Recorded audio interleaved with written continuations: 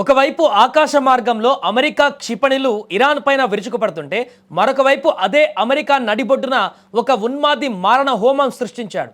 అగ్రరాజ్యం సరిహద్దుల అవతల యుద్ధం చేస్తుంటే లోపల మాత్రం గన్ కల్చర్ అమాయకుల ప్రాణాలను బలి తీసుకుంటుంది.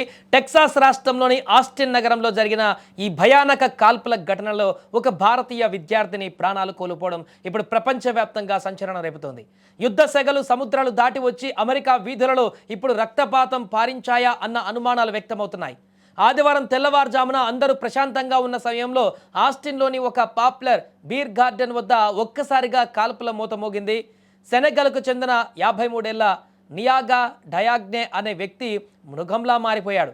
ఇరాన్ జెండా గుర్తు ఉన్నటువంటి టీషర్ట్ను ధరించి చేతిలో పిస్టల్ మరియు రైఫిల్తో జనంపైకి విచక్షణారహితంగా ఎగబడి కాల్పులు జరిపాడు. పక్కా ప్లాన్తో వచ్చిన ఆ ఉన్మాది క్షణాల వ్యవధిలోనే అక్కడ ఉన్న వారందరినీ పూర్తిగా చెల్లాచెదురు చేసేశాడు. కనిపించిన వారిని కనిపించినట్టుగా కాల్ చేశాడు. ఈ దుర్ఘటనలో 21 ఏళ్లటువంటి భారత సంతతి విద్యార్థిని సవితా షాన్ అక్కడికక్కడే మరణించారు. ఇక ఉన్నత చదువుల కోసం అమెరికా వెళ్ళినటువంటి ఆ యువతి ఇలా ఉగ్రవాద భావజాలం ఉన్నటువంటి వ్యక్తి చేతిలో మరణించడం ఆమె కుటుంబాన్ని ఇప్పుడు తీరని శోకంలోకి ముంచేసింది.